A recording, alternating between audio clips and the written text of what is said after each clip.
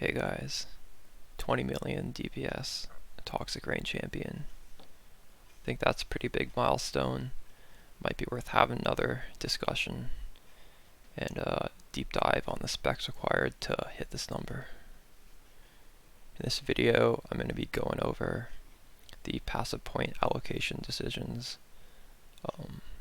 We're going to be going over my skill gems quickly, and then I'm going to be covering the items and the approximate valuation of them. As you push higher and higher DPS, you're going to need more specific pieces of gear, and as they get more specific, the prices also tend to fluctuate more, so I'm going to be trying to give as best estimate as I can, but it's going to vary just depending on the supply at the given time. Alright, let's first hop on to Po Ninja. These are the leaderboards for Toxic Rain Champion. I'm at 1.3 million. So, as you can see, I've made it back onto the first page. Right here. That's around maybe 25 to 30, I'm not too sure. If you look at the guys above me, some of them have some pretty crazy gear. Let's look at this guy, for example. This guy's quiver is insane. As you guys see, he has the quiver with the gem socket on it. In order to get this, you need to brick 5 Maloney's mechanisms, so they're all rare, and then sell those to the vendor to get a base with a socket. And then he probably Hunter slammed it and Awaken Orbed the Shaper onto it, but he just has crazy stats on here. This is absolutely insane. I can't believe he crafted this. Wow. But yeah, just check out everybody above me. They have some pretty neat things. We're just gonna go into my gear. Clearly though, there is still room for improvement. We don't have to settle for 20 million. Alright, so let's get into the passive tree. I've made a few changes to push my DPS. So I hit level 100, so I don't need to be absolutely unkillable anymore. We still have all of our defensive layers though.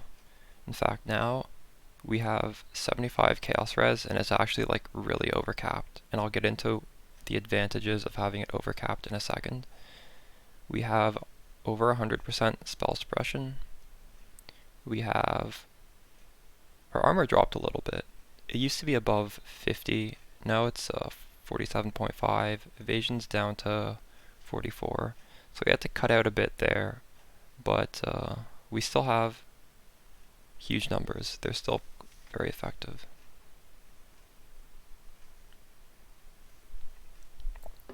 So what we did was we pathed into here for more damage all the way up here, and then this is just efficient life if you're already here. And the important thing to note is we didn't sacrifice from this tree. I would not suggest pulling out of this tree under any circumstances. It just gives us too much. The damage up here is really nice. The damage here is also really nice, but also this is where we get a lot of our defensive layers. That's how we buff these numbers. So we don't want to pull this out. And ghost dance is really important too. So there's really nothing we can take out of here. What we did take out was we took out pathing to Constitution. We sort of make that up by going up here. Although we're pulling more life out here, we took out 4 points here. We went over here. Now the node in here, the mastery is 1% chaos dot per 4 chaos resistance. So that's where overcapping your chaos res kind of comes into play. It just gives us even more chaos dot multi. Now, would I recommend you pathing up to here if you're not just level 100 and absolutely min-maxing the shit out of your gear? Maybe not, because the points in here are pretty efficient, and I wouldn't necessarily recommend coming out here unless you're just trying to squeeze those extra 2 points to like path out here or path out here. The previous skill tree was perfectly fine in the last deep dive video. This is just what I'm working with now. And as you can see, I'm getting resistances in some crazy places. Like here's some resistance. We're not even really overcapped on res. We have a little bit too much cold resistance, but it's hard to get res. So we're trying to find it in any place we can. Alright, let's go into the skills. So when you look at the path of building, it's going to be in the description. You'll notice I do have a 7 link on my bow. The culling strike here, it's because POB doesn't calculate culling strike unless you have it on your link. I have my culling strike on my 6th link ballistas, and that's not registering, which is inaccurate. Like it should be registering. So without this, we only have 18.5, but now demonstrating that we do cull, it goes up to 20.1. Now, the one thing to note about putting culling strike on your ballistas is you won't be culling like everything. You'll just be culling whenever you drop your ballistas. So for example, while you're mapping, you're probably not dropping ballistas all the time, so you're not going to be culling random trash mobs, and that's fine. It's just something to note. Also, here I've noted different variants of alternate quality for the ballista setup. They're all fairly cheap. Withering Touch, to be honest, Anomalous is probably better than Divergent. It is more expensive, but this is the only one that sort of costs anything. I think it's like 2 to 1x depending which one you get. The rest are fairly cheap, and you don't need to make these upgrades. They're pretty minimal. I'm not going to go into what each of them do. You can check it out yourself. They're just really small quality of life changes. I don't think anything else has really changed since the last video. Maybe, I don't know if I was showing that I had I don't know if I had Vitality in the last deep dive, but yeah. We're rocking Vitality, level 16, and we also have Malevolence, Grace, and Determination. And of course we have the Defiance banner, which is just free with our Ascendancy. Now, I think we pretty much covered the tree. Down here on our Ascendancy, again, I prefer First Strike, Last to Fall over Conqueror. The Adrenaline is a pretty nice buff. I like how it removes ailments and burning. Our weakness is dots, so this helps take off like poison, burning, whatever. Alright, let's get into the gear. So I'll show these on my character. I think that's a little bit easier for you guys to see. So the helmet, this is a really big DPS boost that we've changed.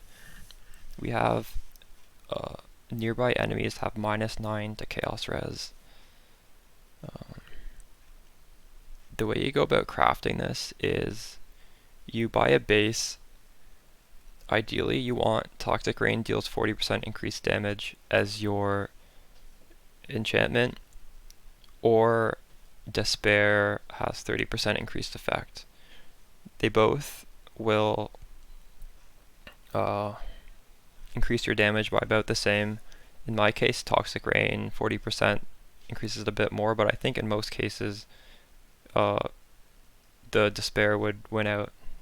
It just depends on your gearing setup at the moment. And it needs to be eye level 86, and the base type doesn't matter, but if you're getting a hubris circlet, just keep in mind it has a higher int requirement than anything else that you'd be wearing, like way higher than any of your gems. I think it's like 150 or something. So just like be wary of that. Don't buy that and then have to get more intelligence to compensate. I have enough ints where this could be a hubris, but I just went with the armor base anyways. Now in order to craft this, because you're going to have to self-craft this, these don't really exist on the market. First you're going to have to slam it with the Hunter's Exalted Orb because it needs to have Hunter influence. And then it's a fairly easy craft. You just take an Aberrant Fossil, which is more Chaos, and do I have any? Yeah, this one. More Chaos, no Lightning. You just put it in a single resonator and just keep slamming over and over and over again. It's going to take a lot of times, but eventually you're going to get the -9 Chaos Res with some other good mods. My one has T1 max life, T1 hybrid life, and then I Exalt slammed on the intelligence. Now, as for future upgrades, this isn't really best in slot yet. I would need to Maven Orbit because we would want to upgrade the -9 to -12.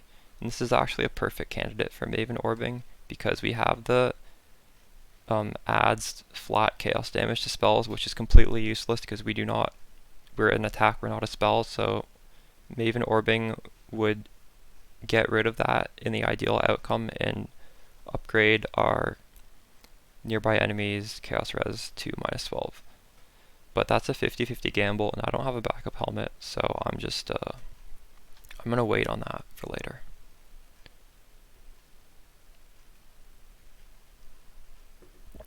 Now, another huge source of damage that we've upgraded is this belt.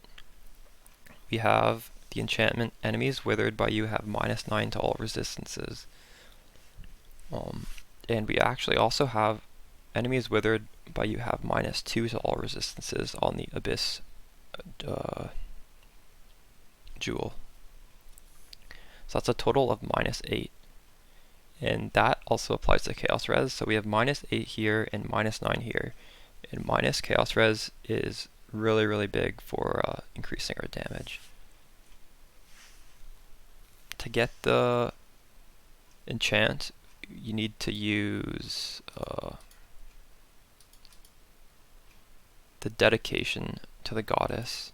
And this opens, in the Aspirant's Trial, it opens a zone that's level 83. It's a little bit harder. And then at the end, it will give you an option to craft on your belt. And it's one of 15 options is the Wither.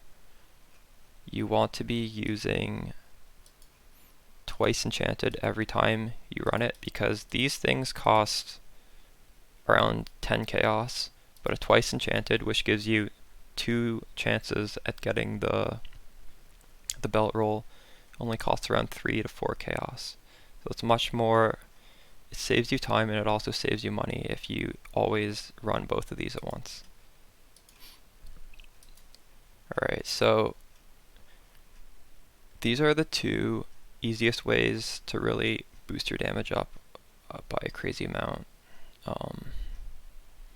The belt itself doesn't have anything else that adds damage, it just has stats. Same with the Hypnotic Eye Jewel. You just really want the Wither on both of them. Now, as for the bow, I've actually changed the bow. This one has increased attack speed. We used to be using Chaos, or damage over time multi, I think. Attack speed is more damage. And since we are running on 0 mana cost, having a really high attack speed actually doesn't hurt us. It doesn't matter at all, so if you want to min-max, you would alt spam attack speed and make a new bow and sell the one you're using, but it's not too big of a deal. It's just trying to squeeze out every last little bit of DPS. This quiver, probably the most expensive thing I'm going to be talking about. It has 3 damage mods, and this is like the ideal quiver. You have, it's 25 chaos damage over time multi, 23 damage over time multi, and 13% attack speed. Those are all like really huge numbers. And this is going to cost, I'm not too sure, like if it's 10x I would be surprised, and I'd say that's like a steal. It might be more. I'm really not too sure. I think I got mine for a pretty good price. Maybe I paid around 10x, but I think in general to get all 3 of those, it's pretty expensive. You could get the 2 dot multi with a life craft on it and then bench craft attack speed. So just keep in mind that's an option. You might be able to get a little bit cheaper that way. My amulet, same amulet as last video, but we Exile slammed lightning res on it. That helped me make some of these upgrades because I lost a lot of res on the helmet, so I need to make it up somewhere. Now we can talk about this ring. It's sort of a one of a kind. You won't be able to get it. I paid 18 exalts from a crafter who made this for me. Now the interesting things on here are it has the cursed enemies with despair. It has the open prefix to craft the minus mana cost. And then the third thing is 18 life gained for each enemy hit by your attacks. Now, this is sort of like a pseudo lifesteal, especially for mapping, and it really helps our survivability. And if you stack multiple sources of this, it feels really good. So, here's one source of it. It's a T2. It's a T2 roll. You can get a little bit higher, but yeah, it's pretty good here. We also have another roll on the Watcher's Eye. Oh, this is actually probably more expensive than the quiver. This was 30 exalts.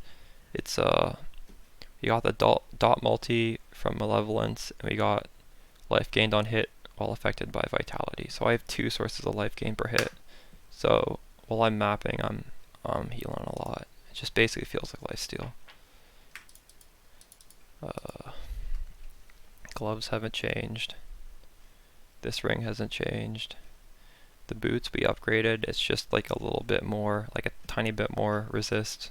These are all perfect rolls. This was around 10 exalted orbs, give or take. I needed to buy expensive boots just to be able to fit the rest of these pieces in. Now, on to the rest of my jewels. This is kind of important, what I'm going to be talking about. It's the ideal rolls on your jewels. You're going to want, for prefixes, to have 8% increased attack speed with bows on all of your jewels, because that's just a lot of damage, and it's a prefix, which is, there's not very many good prefixes that we need on jewels. So you're going to notice a trend when I show all my jewels. They're all going to have 8% increased attack speed with bows. They're going to have increased maximum life, so the 2 prefixes are always going to be the same. And then we're going to have the 5% reduced mana cost of skills. That's going to always be the same. And then the last one's just going to be miscellaneous. Now, this is the perfect jewel for damage. The other suffix is chaos damage over time multi, 8%. This is a pretty crazy jewel, but the rest of my jewels aren't going to have that. Like this one's going to have chaos res as the other suffix. This one has fire and cold res as the other suffix. And this is like the same jewel. It also has fire and cold res. You just have a replica conqueror's efficiency here. And those are all the jewels. These are the same cluster jewels as in my last deep dive. That hasn't changed. Those are still best in slot.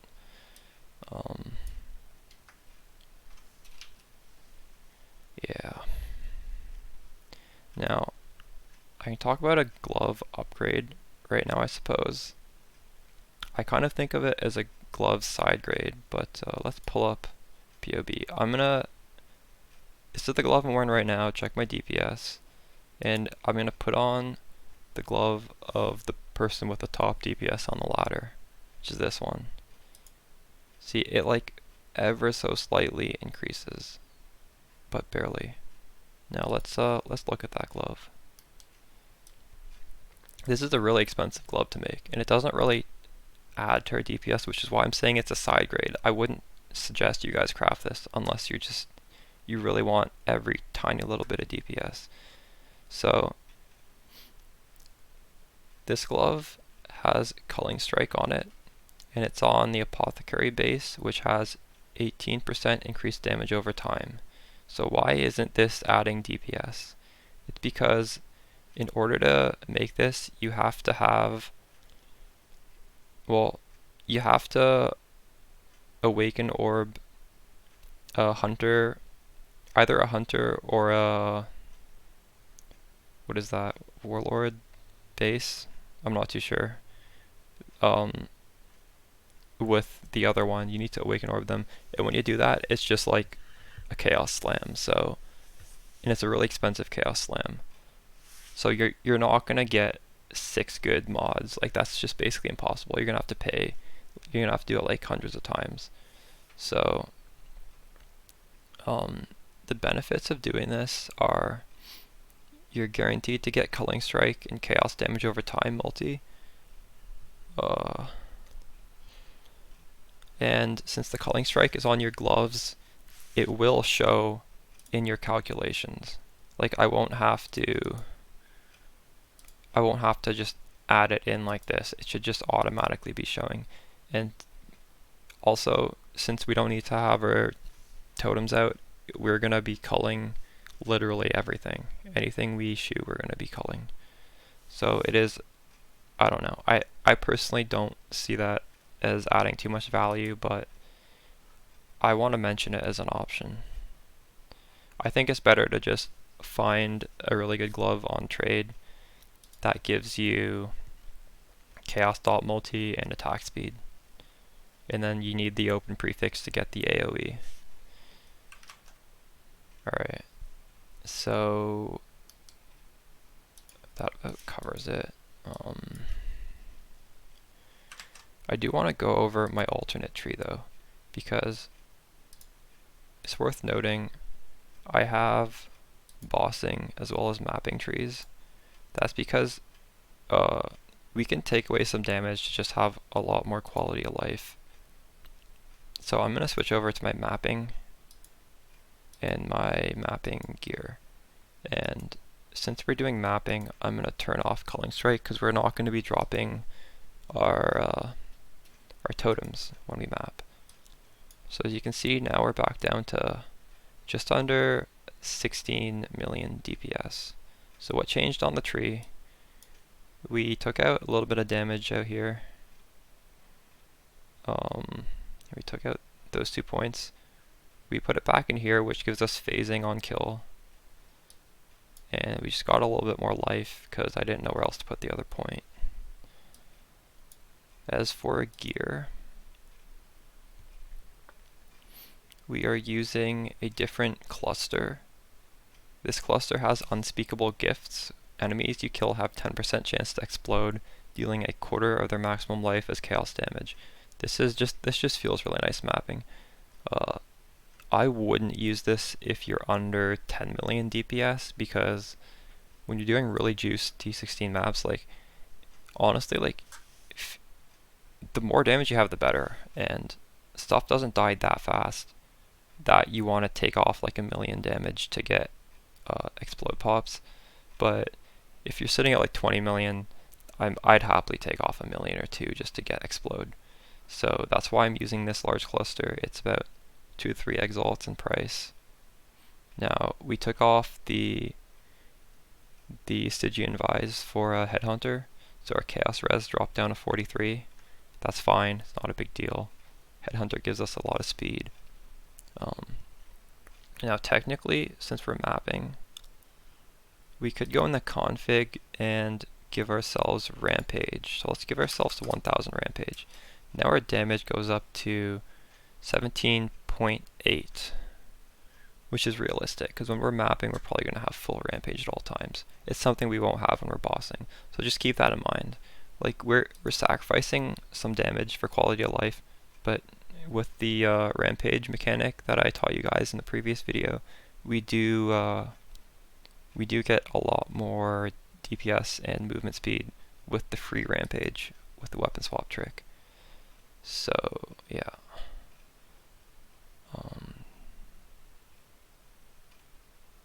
Is that all I changed?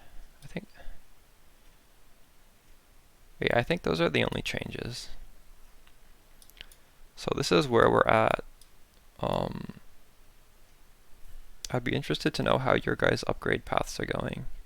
And what do you guys think of my changes? Are there any changes you would make differently? Let me know in the comments.